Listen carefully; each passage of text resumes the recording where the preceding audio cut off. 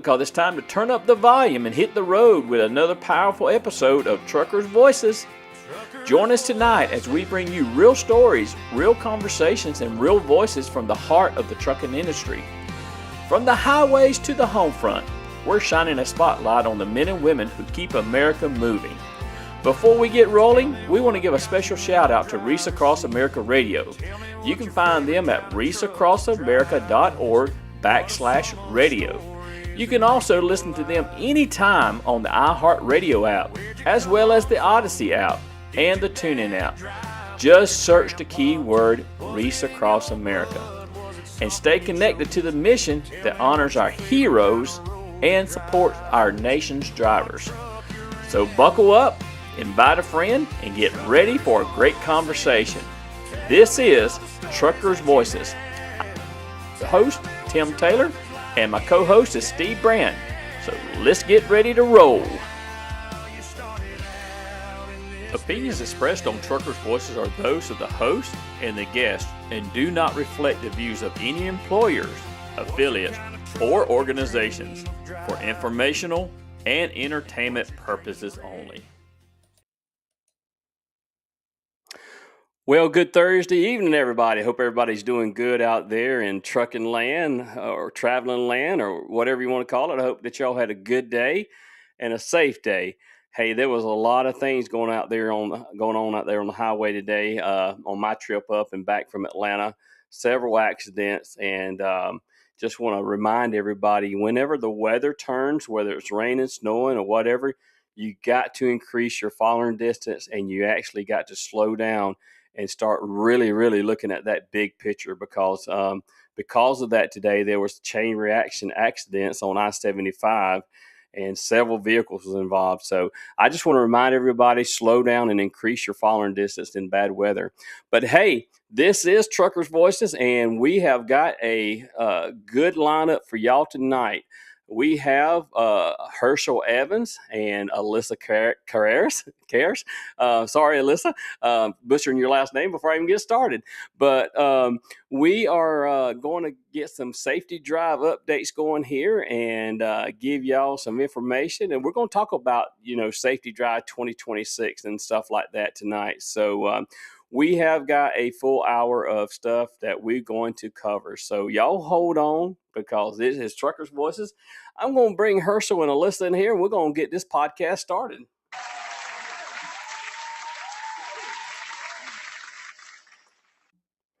Hey, Alissa, how are you? I'm good, Tim. How are you? I am good. I had to bring Herschel in there last because he was on the bottom of my list there. I'm sorry, Herschel. That's all right. I don't mind. At least you're on my list, right? I know. Well, it's good to see y'all. How's everything been going since, safety drive and things like that? Everything been going good? Just kind of crazy like usual, right? Crazy busy. Always. It's good to see you, Tim. Good to see you too. Well, let's go ahead and get started with this podcast. So for those who may not be familiar with Safety Drive, Herschel, how did it get started? Let's just start there. Started out as a company event with drivers from Yellow and Roadway and Holland and Redaway and all of our sister companies back when we had sister companies. And it was a inter-company event for drivers to get tuned up and practice to go do their state competition. And then that kind of morphed into me being asked to take over the running of it when it was moved from North Carolina to Atlanta. And then from the Marietta terminal with Yellow down to my terminal in Ellenwood. And then we did that for a couple of years. And we did it for 1 year in Marietta. Then when it got moved to my terminal, they asked me to take it over. And I told them I would, on the condition that it be turned into some kind of fundraiser. So it's not just a bunch of, drivers out, playing around a parking lot, but we've actually got a purpose behind it. So I pitched the idea to them that we do it for some type of charity. And most everybody I work with through the years, they know that I've been heavily involved with the Pediatric Brain Tumor Foundation for what's now going on about 40 years. So even before it was actually a foundation. Our fundraising effort started several years before it was even formed into a foundation. And they all agreed to let that be the charity that we do it for. And we did it for a couple of years as a company event. And then I got permission from our company brass to open it up into a event for all drivers from all companies. And it's just taken off from there. So we're open to any driver from any company.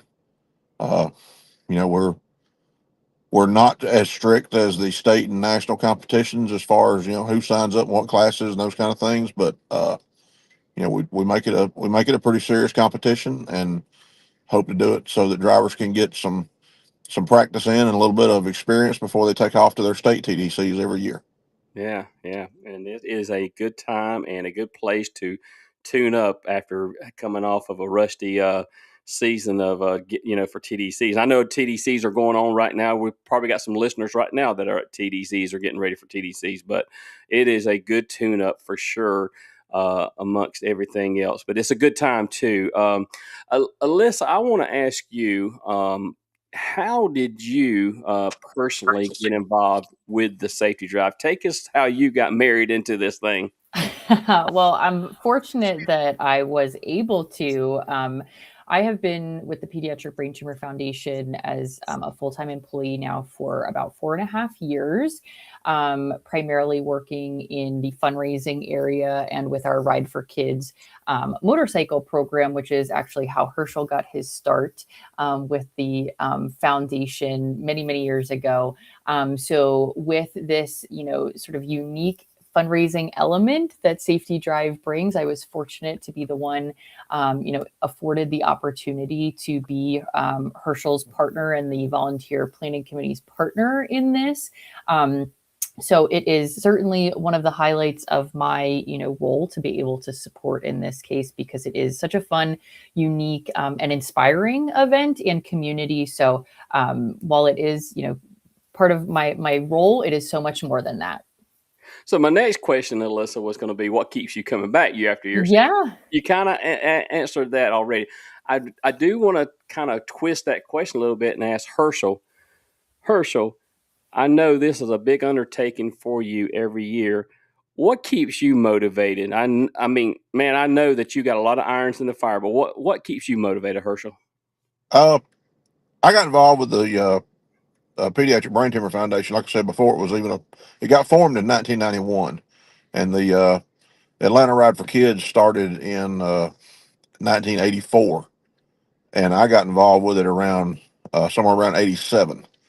So just start off as a way to for motorcyclists to help out a fellow motorcyclist that had a daughter who had a brain tumor, and that's what it primarily uh, was built around.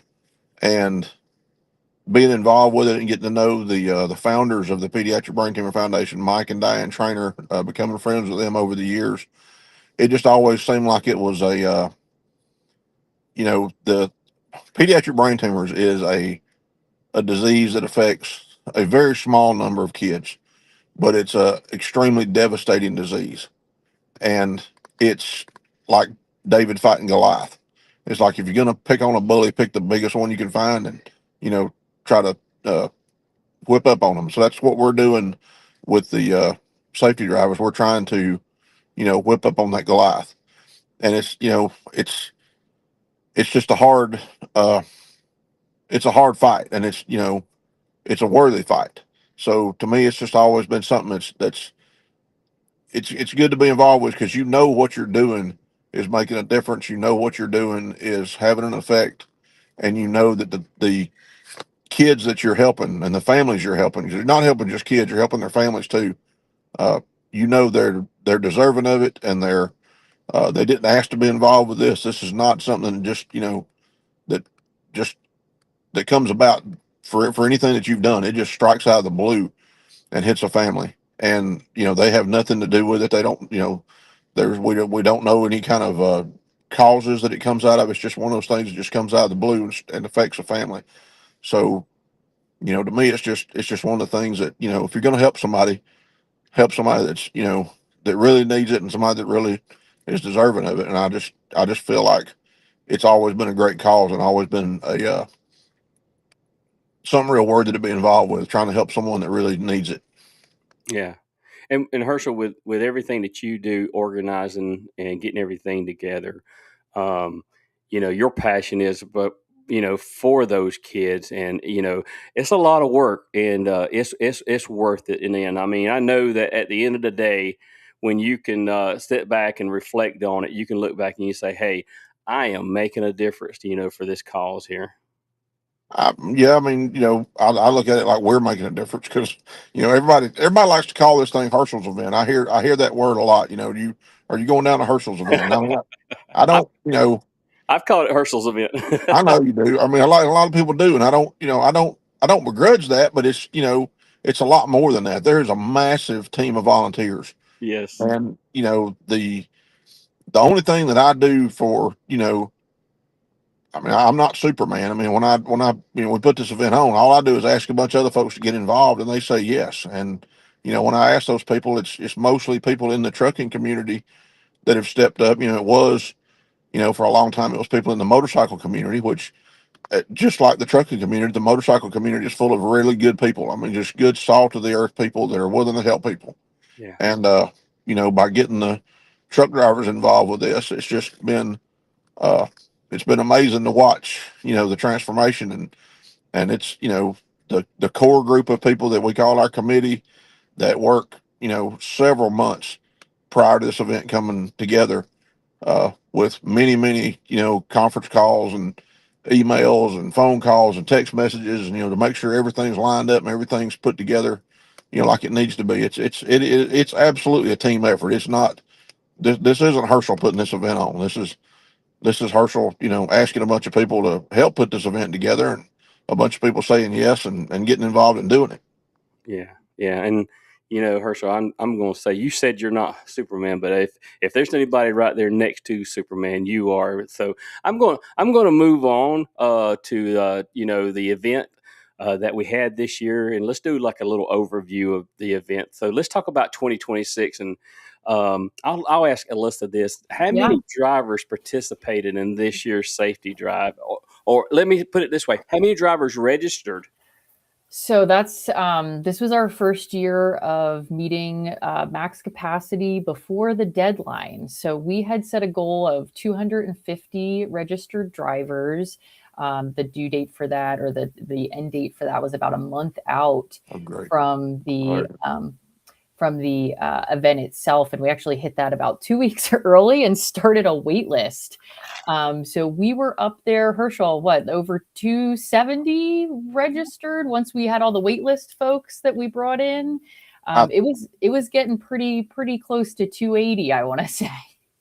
yeah, I think we're around 275 in that ballpark, but we pretty much knew, just like it does every year, that there's a certain number of folks that sign up but then can't make it, and that happens every year. That happens at state competitions. I mean, it's just part of the thing that not everybody's going to have the availability in their schedule. So we were kind of banking on you know maybe 20, 30 people not being able to make it, hoping we wouldn't overrun our capacity. But yeah, it worked out pretty good. And that Herschel, was, go I was ahead. going to say, Tim, that was about, that was 33 states, I want to say, represented in that, which is incredible. And just, I have seen that number, in my time, just continue to tick up as word of mouth continues to spread and people want to come. So, I mean, all 50 states, that's within the near future of this event.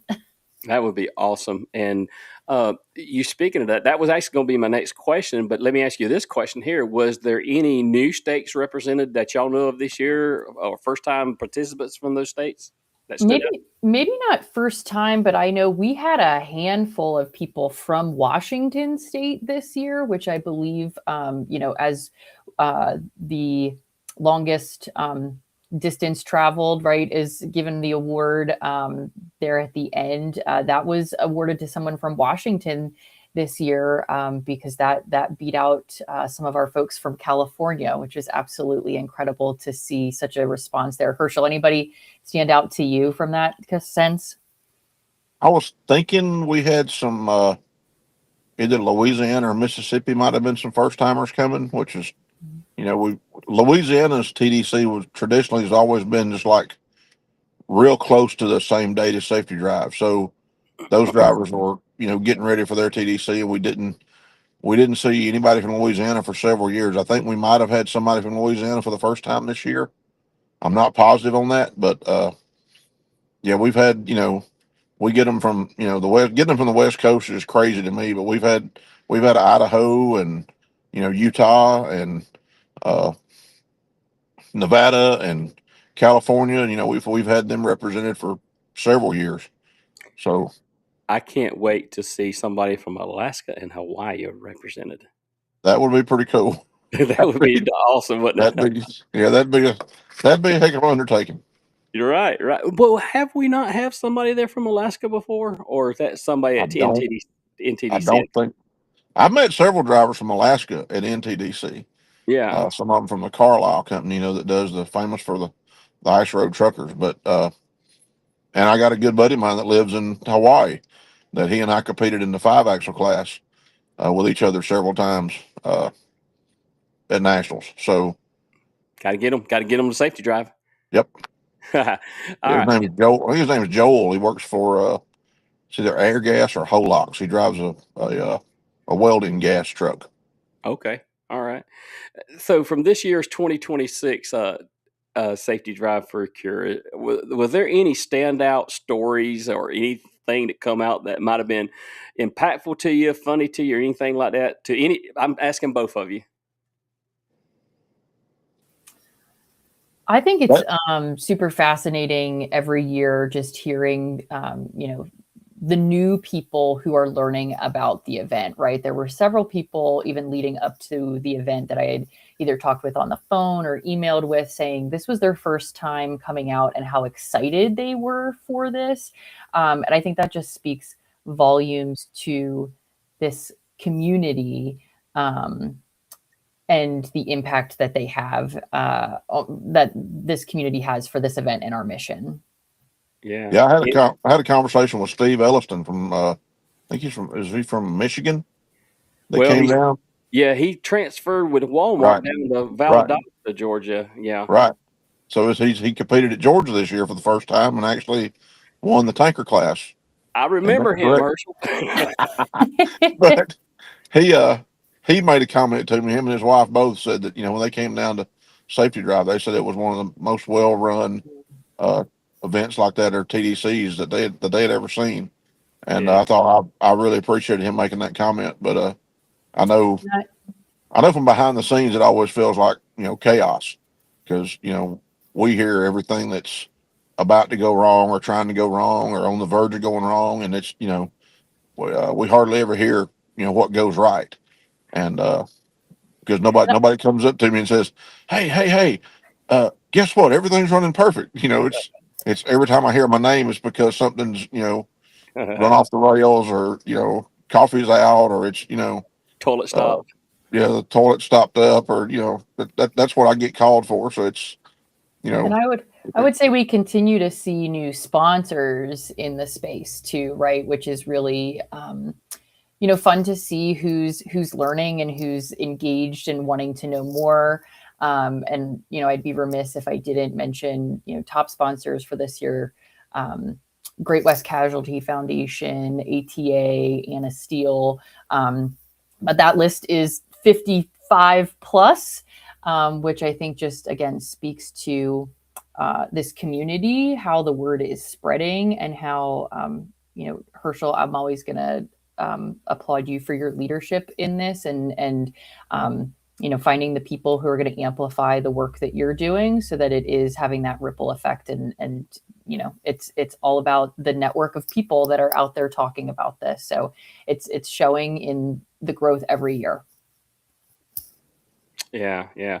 Well, the next question I have is, for the listener that may not know, whoever wants to take this question on, can you explain how the Safety Drive actually supports the Pediatric Brain Tumor Foundation, how that works? Yeah. So again, thanks to Herschel, his predecessors, right? The Pediatric Brain Tumor Foundation that I work for has been the charity partner, the beneficiary of all the funds raised through Safety Drive for a Cure. And as a whole, the Pediatric Brain Tumor Foundation, we're a national nonprofit, and we have three really core components of our mission that all the funds raised from this event, and Herschel is very proud, as he should be, that every dollar raised from this event is going to support mission because of costs being offset from generous donors and sponsors and in-kind gifts. So our three areas of mission that this event supports would be our family support program. We have a huge variety of support resources and avenues of support in that space that I'm happy to talk more about, Tim, if you'd like. The biggest area of financial investment from the foundation side is in research, because we know that research and better protocols, better treatments, that is what is going to lead to better outcomes and quality of life for those with a pediatric brain tumor diagnosis. And then advocacy is our third mission pillar. And that's really everything from local, state, all the way up to the federal, just ensuring our voice is included when decisions are made, but more importantly, that the patient, their siblings, their caregivers, those voices need to be included in decision making as well. And that's at every level, because, if you've never been on this journey, then, hearing somebody who's been on this journey is going to be super impactful and just change your perspective on things. So those are the three areas of our mission. Again, research is certainly our largest investment. In the pediatric brain tumor space, if you're not familiar with this, as Herschel said, it's considered rare disease because of the number of children being diagnosed, children and teens, which is about 5,000 a year being diagnosed. But when you think about the scope of the problem, there are over 120 different tumor types a child with a brain tumor could be diagnosed with. And I have heard this analogy used before by one of our board members that said that's like landing someone on the moon, 120 different moons, 120 different times, right? Because the problem we're trying to solve is so vast and so expansive.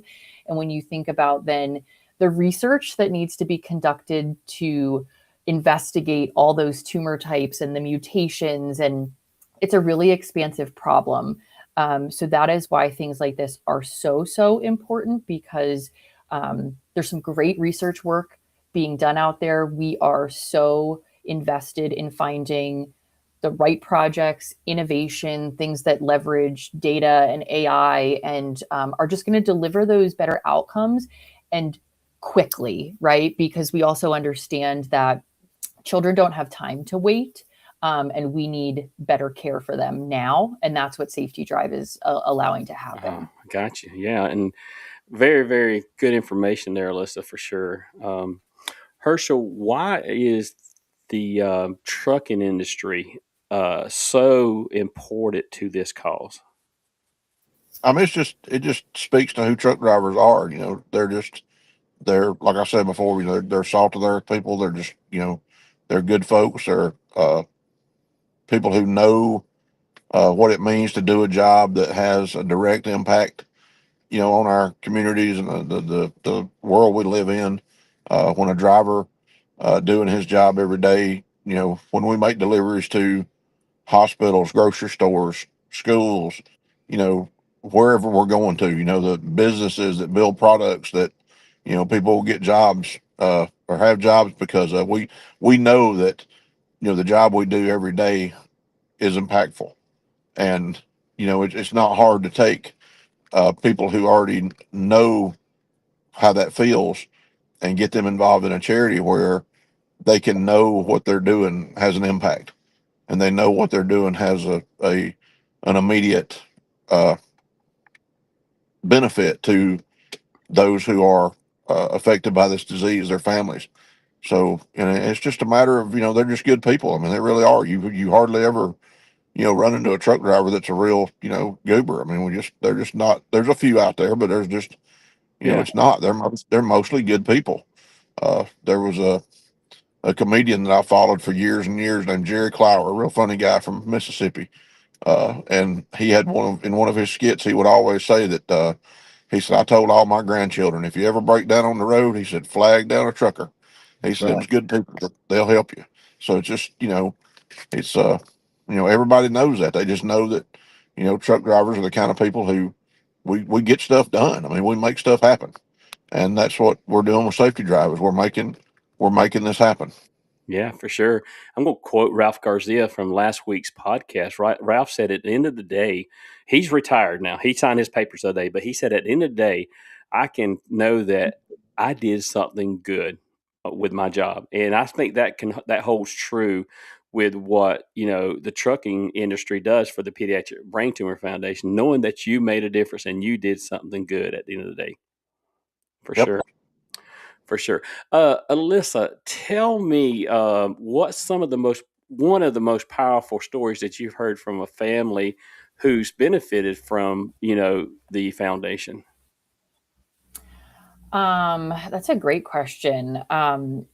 Maybe not a specific story, but if you want me to think of one, I will. But I think one of the most powerful ways, right? I'm going to dive a little bit deeper into some of the ways we help the families, right? Because this is just some general things we hear across the board. And I'm rooted in the numbers. So if the stats and the statistics aren't resonating, let me know. But Herschel talked about just the immense battle this is, right? When you're diagnosed with a brain tumor, and there's the concern for your child and the care and trying to understand what a diagnosis means and, all the testing and treatment that comes along with it. But there's all these secondary things that, we hear directly from families, how much our support that is only possible because of what Saftey Drive and others are doing is having an impact for them. So I have some stats from our director of family support around the financial impact of a diagnosis. So this says within 6 months of diagnosis, 29% of families experience material hardship, 20% experience food insecurity, and 8% experience housing insecurity. So that's nearly 1 in 3 families who are struggling to meet basic needs within 6 months of a diagnosis of a brain tumor. This affects employment. The stats are 56% of families experience work disruption, 15%, of parents lose or leave their jobs.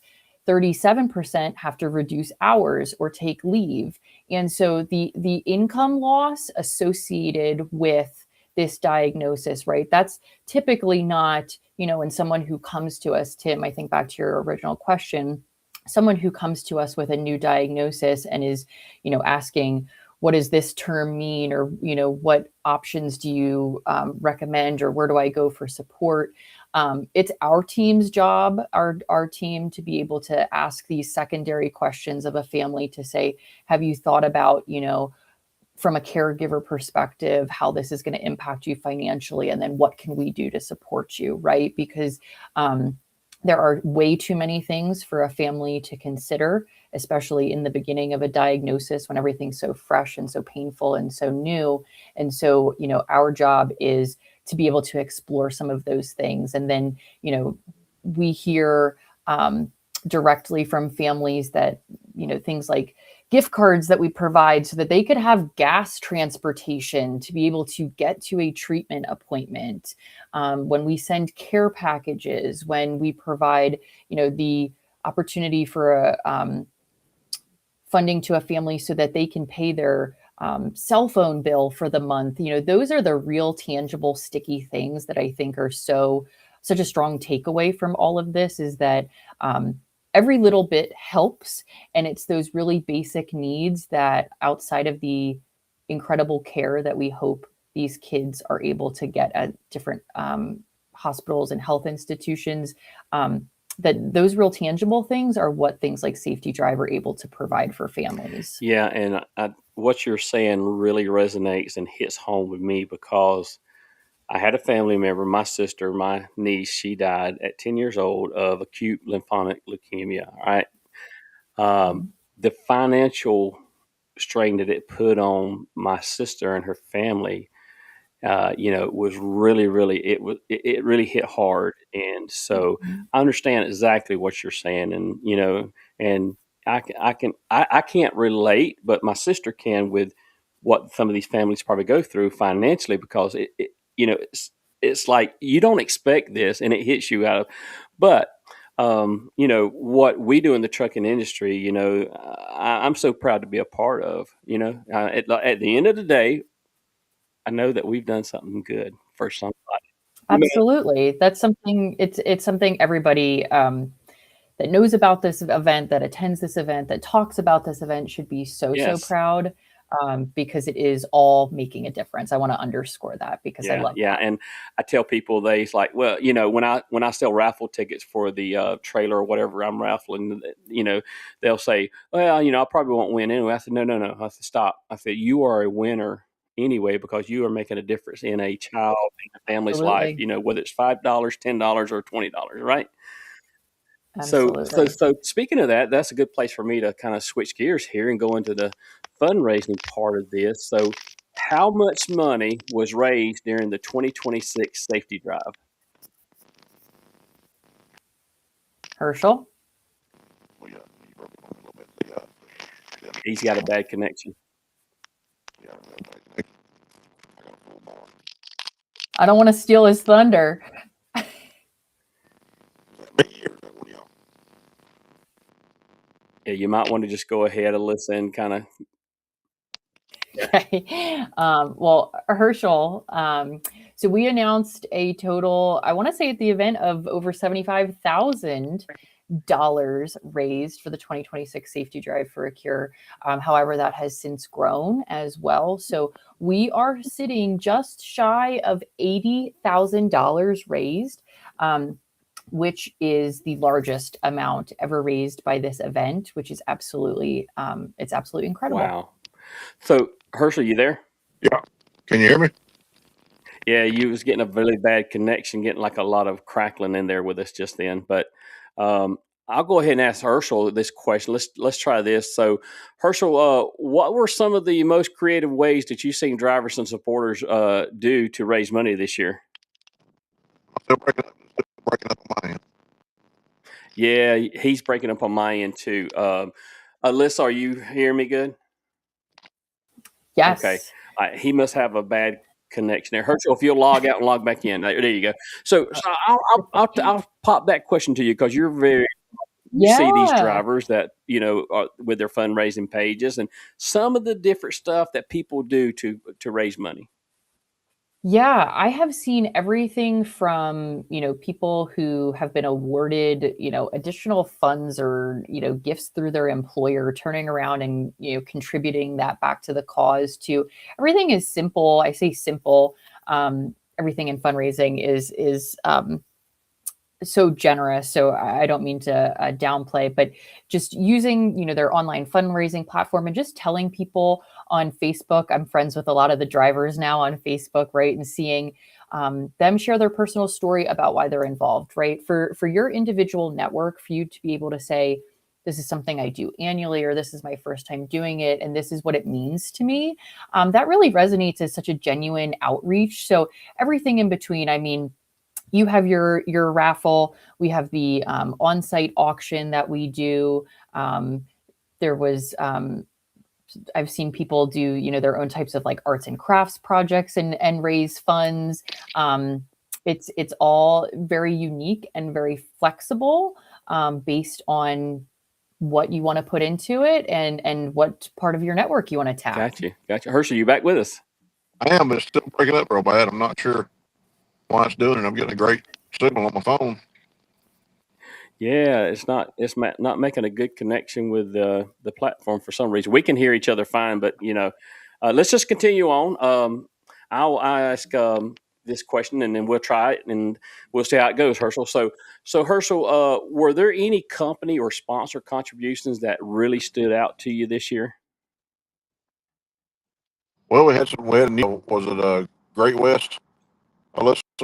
Great West Casualty or Great West was returning okay, pre-pass, was new that's right. this year. Pre-pass is new. So that was thanks to Jason Dameron's efforts, who's been a rock star as far as reaching out and trying to get other uh, companies involved, get new companies involved, and I know Jason, has been making a lot of impact behind the scenes, reaching out to different people, and we had a few state associations, I believe, this year All right, go ahead and pick it up, Alissa. And We're Yeah. losing him.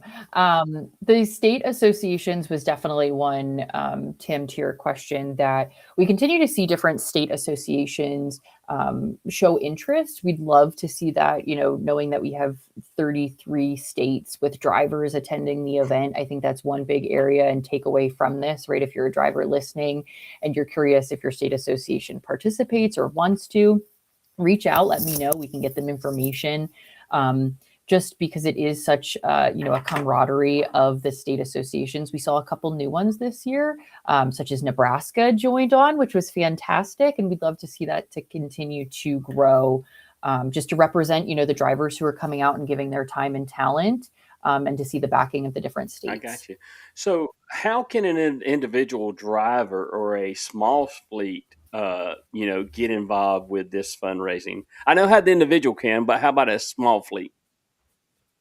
Yeah, I think there's a couple different ways, right? Any opportunity for drivers to attend, the sponsorship piece is obviously very important as well. Something Herschel and I continue to talk about as well is because this event is tied to the mission of the Pediatric Brain Tumor Foundation, any group, a small fleet, an individual, a large company, right? We have the ability as a foundation to be able to connect your company and employees to a mission that's really strong. And we can do that, one, through the event itself. We can do that virtually. We can do that through other engagement opportunities.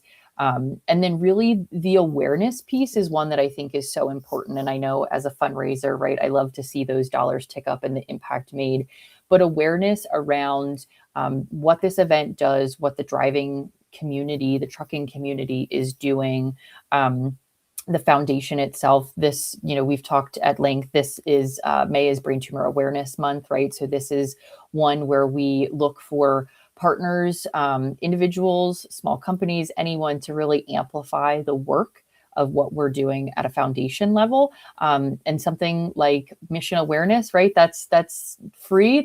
You can reshare a Facebook post. You can make your own Facebook post.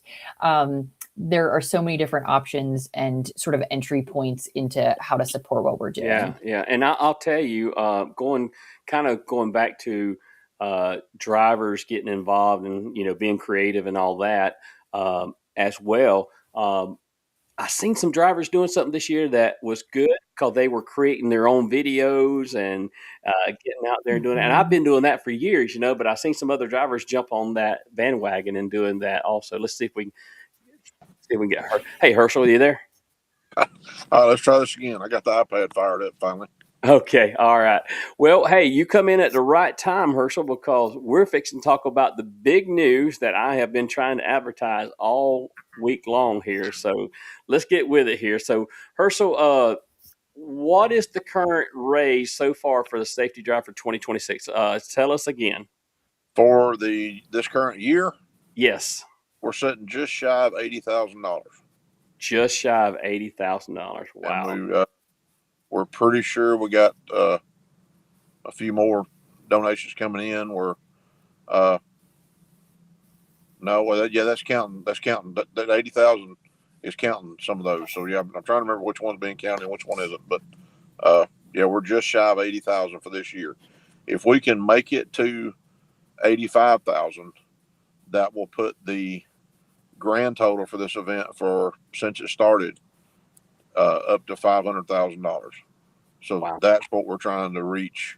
I would really like to go into 2027 adding to $500,000 rather than being just a few dollars short. So that was, what Alissa and I have been talking about is, what it would take to get us over that threshold. Yeah. And I think doing the math, it's if all the drivers who participated this year could, share their fundraising page, another time or two and get, if every driver that participated was able to get another $25 added to their page, that would put us over the $500,000 mark. Right. So it wouldn't be, it's not an impossible task. I mean, Yeah. we really do have the possibility of going over, $500,000 for this event, which would be just that, to me, that would just blow me away. that this has grown into something like that. So that's what we're, that's our goal between now and September, when we cut off the registration and open up the one for next year, is to reach that $500,000 mark. Is there any sponsorship money or anything out there that you're still expecting that could kind of help us, leap us to that goal?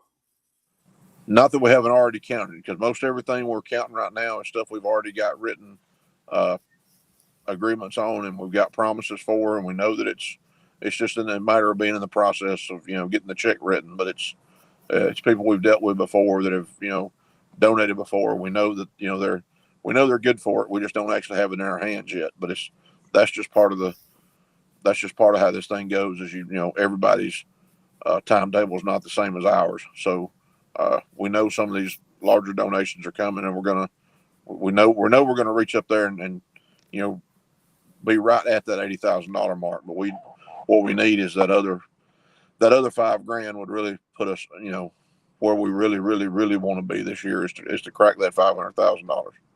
Gotcha. Any other news you want to break tonight on Truckers Voices that potentially could be happening? Tentatively, we have the date for next year. We're reaching for March 13th. We're waiting for a final answer from UPS to make sure that's good with them and all their management, and everybody's okay with it being that date. I don't see it being a problem. It never has been a problem in the past couple of years we've had it there. It's always been okay, unless they come up with something they've got planned to do for that weekend. I don't see it being a problem, but that's our goal right now, is to set next year's event for March 13th, just as soon as we get the final approvals for it. Okay, just get the stamp on it, right, from UPS. Yep. That'd be the date. That's awesome. Y'all heard it right here on Trucker Voices. March 13th, tentatively. I'm saying tentatively right now. So Yep. I'm sure Herschel will come out with an announcement, a video or something, when he gets a good, solid date there. So, Yep. Hey, Alissa, how can people donate or support this cause year-round? What can they do? Yeah, so certainly year-round is always appreciated. So, if you haven't tapped into your personal fundraising page, right? One of the reasons we always recommend registering early, right, is then you get that fundraising page available to you for 11 months that you can be asking people for donations, providing updates. You can lean into things like these stats and graphics and things that we have available for months like Brain Tumor Awareness Month, and just keep your network updated with what you're doing. You can always do something separate and something, on the side, right? Like if next weekend you decide you're going to have a yard sale and you want to raise, the money that you're going to get from your yard sale, you want to come to Saftey Drive for a Cure in your fundraising efforts, you're absolutely welcome to do that, right? There is, just because the event, I know it is really culminating and it's meant to be very celebratory, right? But there are so many ways in just everyday things or things you do generally in your life that can be turned into fundraisers. There's not for Saftey Drive, but another event I work with, there's a group that's hosting a birthday party this weekend. And in lieu of, birthday gifts, they're asking for people to make donations to their fundraising page for that event, because they, want to try to raise funds that way. So you can absolutely do that. Back to the awareness piece, Tim, just sharing updates, sharing out our messaging. That's really another great way to keep the momentum going. I know Herschel keeps the Facebook group updated with what's going on, because there are so many updates and so many moving pieces to this. I would just say, get creative, think creative. And there's always opportunity to look at things differently in the fundraising space and how to make a difference that feels meaningful to you, because sharing a digital fundraising platform may not be that thing, but there might be something else that interests you. Gotcha. All right. So, Herschel, what type of volunteer opportunities are available to those who want to help? Oh, we got all kind of stuff you can do. You can do everything from, help us empty trash cans, to help set the course up, clean windows and mirrors on trucks, be a course volunteer. You can help us, if you want to get really, really involved, you can, start helping us reach out to companies, reach out to state associations. That's something the drivers can do individually in any of those 33 states that are involved, is reach out to their state association and tell them, how much fun they have at this event and what it means to them and how important they think it is. And see if they can get their state association to show us some support. You can, something I started doing last year, and it hadn't paid off a whole lot, but I figured I was going to turn the tables on those companies that advertise to you on Facebook. When you're scrolling through and you see all these ads pop up, for, of course mine are usually, pocket knives and garden tools, because that's the kind of stuff I look at on the internet. But, I'll send messages to those companies, and I've got a few replies and a few, we'll see if we can help you, or offers of, discounted products or something like that. But, send them a message and say, hey, I'm doing this event.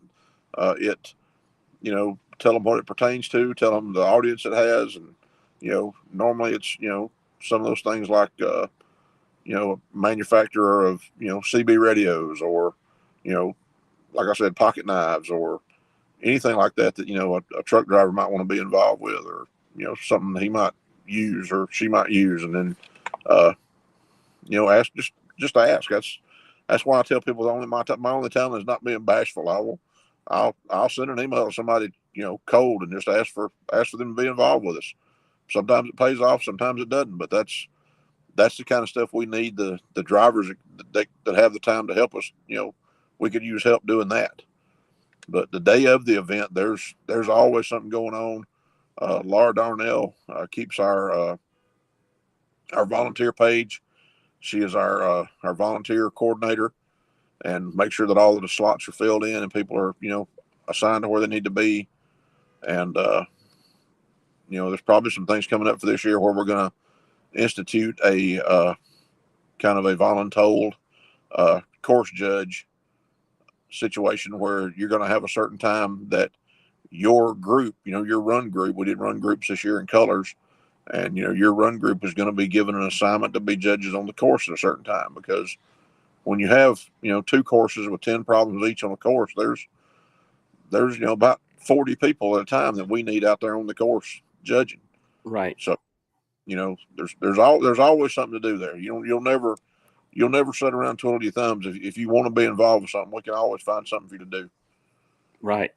And I will say, this year, I love the way you did the color system, and the volunteers, the way y'all had it set up this year. It actually went really, really, really well.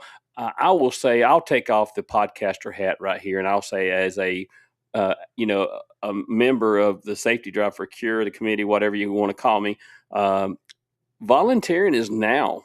I don't stop thinking about this after the event's over. I think about it, from the day after. Hey, what can I do to raise some money? And I've come up with some, pretty good ideas over the years. As far as the simplest thing that I've done over the years, when I first got involved, I went and asked somebody, hey, give me $20 to help this cause out. Yep. I'm not bashful about asking for the money for this cause right here. It is a absolutely worthy cause. So let's look ahead to 2027, and how can drivers start preparing now to 2027 Safety Drive, Herschel? Well, like you said, that asking somebody, hey, here's a cause I'm involved with, and it's, it does a good thing. And, if you give me $5 or $10 or $20, every dime of that's going to go toward the mission of the foundation. And that's why we strongly encourage the drivers to share their fundraising page and tell people what they're doing, tell people, what they're involved with. They may only get $5 or $10 out of somebody, but hey, that all adds up, and adds up quick. Yeah. But another thing it does, it raises awareness. It gets more people to be knowledgeable about what we're doing and what this devastating disease does to, kids and their families. And that's as important as, raising the funds, is getting everybody where they recognize, what we're doing and why what we're doing is so important. Right, right. Alyssa, I want to ask you this question here. What advice Sure. do you have for drivers who want to become ambassadors for this cause and, in their communities? I would say, one, reach out. I love talking about this. I'm very passionate and very fortunate to work in this space and love my job. So I love talking about this. And we certainly, even if you've attended Safety Drive and feel like you understand our mission, there's no expectation that you would, feel the preparedness to be an ambassador, right away, right? So if this is a mission that is calling to you that you want to learn more about, or you want to learn about a specific area of our mission, please reach out, because we're always happy to have those one-off conversations and help you feel as prepared as you can to, again, be out there talking with anyone and everyone about our mission and how your support and the Safety Drive for a Cure support is making a difference. So I would say first step is always reach out and try to information gather. If you don't follow us on social media, I would recommend that too, just because we do talk about a lot of different resources we provide. The research side of things, our PBTF, Pediatric Brain Tumor Foundation, Facebook and Instagram are pretty active. So if you're looking at information gather there and just want to kind of check things out on your own, our website is a great avenue for resources as well. Lots packed into the website for not only patient families, but also people just wanting to learn about us and what we do and how it's impactful. And what is that website, Alyssa? curethekids.org is our website. It's CURE, curethekids.org. And you can check it out, mess around, and see all some of the great highlights of the work that we do. I got you. Herschel, I just said something and I just put something together. Here's some you think about. I don't think we have competitors at the Safety Drive. I think we have Safety Drive ambassadors. Sure. It's a new name for them, So that's just my thought there, right? So Herschel, are there any new ideas, expansions, or changes being planned for the next year? Are you going to start going, to different states with this, or what's that look like for the future? That's eventually our goal. We have one contact in Colorado that is possibly going to put an event together there, and of course we have what we call the tour trailer that we've been trying to get up and running for a couple of years now. We've been working on that. We got quite a few sponsors. We've got a lot of material inside that tour trailer. The tour trailer is basically the trailer that holds all of the stuff we need to put the event on. Our barricades, our cones, our measuring sticks, our scale plates we put on the ground, and everything that you physically need to put on a truck driving championships, is stocked in that trailer, and we're continuing to add to that. And that trailer is what we're going to offer to someone who wants to host an event in their area. And then we're hoping that some of our member companies that are involved with us will be willing to move that trailer, from Atlanta to Denver or wherever the event might take place. And they can, that's one less thing they would have to put together. They would have to come up with is all the course supplies, is that we'd be able to send that trailer to them and they'd have everything they need to put the event on. They would just have to come up with all the accessories to go around that, the tents and chairs, unless they've got a venue where they don't need a tent. That would be great. But, the food, they have to find a food sponsor, find a way to feed everybody, breakfast or lunch or that kind of thing. There's plenty of stuff that they'll have to do on their own. We're hoping that tour trailer would just take one thing off their plate as far as being able to put an event together, because those supplies that you use to host a truck driving championship, they're not that easy to come by. They're not everybody has, a barricade, that they use to practice with. That's, a high quality, barricade that looks and matches the state and TDC barricades. And then the scale plates on the ground, they're, the ones we use we had them printed by a vinyl company. So I think they're very nice. Yes. Holland actually had those printed for me several years ago. They spent around $800 getting all those plates printed up. And so yeah, that's something we're toying around with the idea. We're speaking to a few people. I don't want to name the fellow in Colorado that we're speaking with, but he's highly involved in his TDC, and I believe he's going to move forward with getting the trailer out there to his location and putting one on out there. And then we'll need, Alissa to help us on the backside, get the fundraiser pages set up for their, and same thing she's done for us. Yeah. And people don't realize how big of a deal that is. The first 2 years that we ran this event, I actually ran it as a small company in my own name, and it ended up being a company that made no money. Yeah. And I filed taxes on it. I filed the tax forms on it, and all the money that came in, I then turned around and donated everything that was, given to us. We donated to the PBTF, and I wrote that off. So basically, it was a company that made $0. But to have the PBTF step up and handle all the money for us, so we don't have to, nobody has to file taxes, nobody has to keep up with receipts and all this kind of stuff. We have donors that just donate the stuff we need, so we don't have to buy it. And then we have everybody who donates money. The money goes directly to the PBTF. It never goes in anybody else's pocket. So that right. removes a huge tax problem off of any of us. That when somebody's giving you thousands and thousands of dollars, it's something they have to keep up with, and they want to, you have to fill out W-9s, and you have to fill out, all kind of tax paperwork that goes with it. It's a pain. Right. By the PBTF stepping up and taking care of all that for us, where we use those fundraising pages to handle all the money, man, that just makes it so much easier to put something like this together. So we just can't say enough for how much we're appreciative of the PBTF for making that part of this event such a breeze. Right. Well, I've got just a couple more questions. We're coming up to the top of the hour, so we're going to have to post-trip this episode of Truckers Voices and kind of, get it ready for the next episode there. So anyway, Herschel and Alissa, I want to ask both of you this question, and I'll ask you this first, Alissa. What's been one of the most rewarding parts of being a part of this drive for you personally? For me personally, so outside of all the wonderful things that this event does for the mission that I work for, in reflection of this, I would say I have such a stronger understanding and appreciation of everyone in this industry.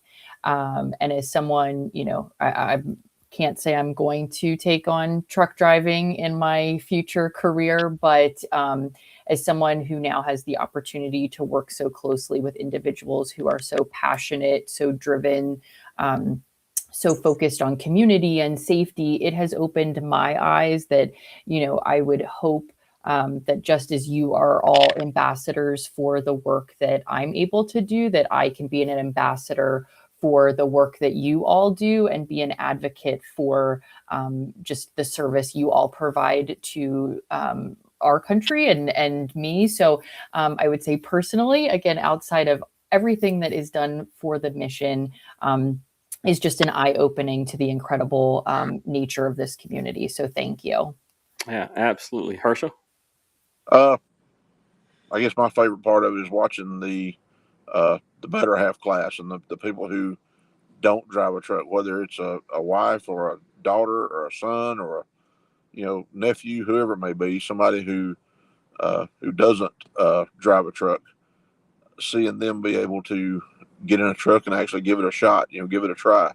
And we've got Suzanne Vogt to thank for that, because that was her idea and her suggestion that we do that. And I think that has been one of the coolest parts of this event, is seeing those folks who, even though one of their family members goes out every day and drives a truck, they don't actually know what's involved with that. They know they drive a big truck, but they don't realize what it looks like from the driver's seat. And for them to get the opportunity to experience that, I think is very eye-opening, and does a lot of good for our industry to show folks what we do every day. And that part of this event, I think, is one of the coolest things that they get to give it a shot too. And I really get a big kick out of sometimes when, and it's normally the wives. It's not always the wives, but that's just the way the statistics work out. It's normally the wives that are driving the trucks. But when one of them can outscore their husband on the course, I think that's just Yeah. That to me is just a lot of fun. And that happened this year too, didn't it? Hey, it happens every year. Yeah. Somebody does it every year. And one of the most memorable times I remember was when Elizabeth Barna outdrove Scott Woodrum. Yeah. So, Yeah. here Scott is with 4, national champion gold belt buckles, and Yeah. Elizabeth gets up in the truck first time she's ever driven and outdoes him. So I thought that was really fun. That's awesome. That's awesome. Well, Herschel and Alissa, thank y'all. One last question for you, Herschel, before we go off the air here, and hang around after we go off the air just for a minute. Herschel, what's the biggest hope for you for the future of the safety drive? What's your biggest hope? I would like to see it, be done in multiple states. I would like to see the trucking community get even more behind this and even more involved with it. I mean, I know it's a thing. It's a thing I've been involved with for almost 4 decades, and it's something that I've just always had a passion for, because I've always felt like it's a wonderful thing to do. I just would like to see it get more and more popular and have more support from the industry, where it would I would like for it to become the kind of the flagship charity of the trucking industry as a whole. For this to be the kind of thing that we support is helping families in need, helping families that need our support. And to me that would be awesome, is to see it just flourish and get even bigger and have more folks involved with it, and have I know we can't have them all over the country, but to have 1 or 2 more in different parts of the country that'd be really good. Yeah, and I absolutely believe that's going to happen in the future for sure, Herschel. And thank you, Herschel. You started out with the sun, and now it's dark on you out there. And Yep. And Alissa, thank you for coming on. This has been a good interview. So if y'all just hang on for a minute after we go off the air, and I'll talk to you on the other side, okay? All right. Thanks. So I want to thank everybody for tuning in to another episode of Truckers Voices podcast tonight. This is where real stories come from real truck drivers, all right? And a special thank you to our sponsor, Patrick Loro, for supporting the show and supporting the trucking community. So be sure and check out Patrick Loro's music and everything that he does. We also want to give a bit heartfelt thank you to Reese Across America for their incredible work that they do honoring our nation's heroes, and for the impact that they continue to make alongside of America's truck drivers. To every driver listening out there tonight, thank you. Thank you for what you do every single day to help this country keep moving forward. Don't forget to like, follow, and share Truckers Voices on Facebook and YouTube, and join us next time for more stories from the road. Until next time, I'm your host, Tim Taylor. Keep the sunny side up, the rubber side down, and we'll catch you next time on another episode of Truckers Voices. Trees line the roadside, the sun shines in the grass. Hilly hill behind me, another overpass. Loading out Abilene, headed to the coast. The freedom of the 4-lane is the thing I love the most. 18 wheels take me through rain and sleet and snow. 13 girls will pull me anywhere I want to go.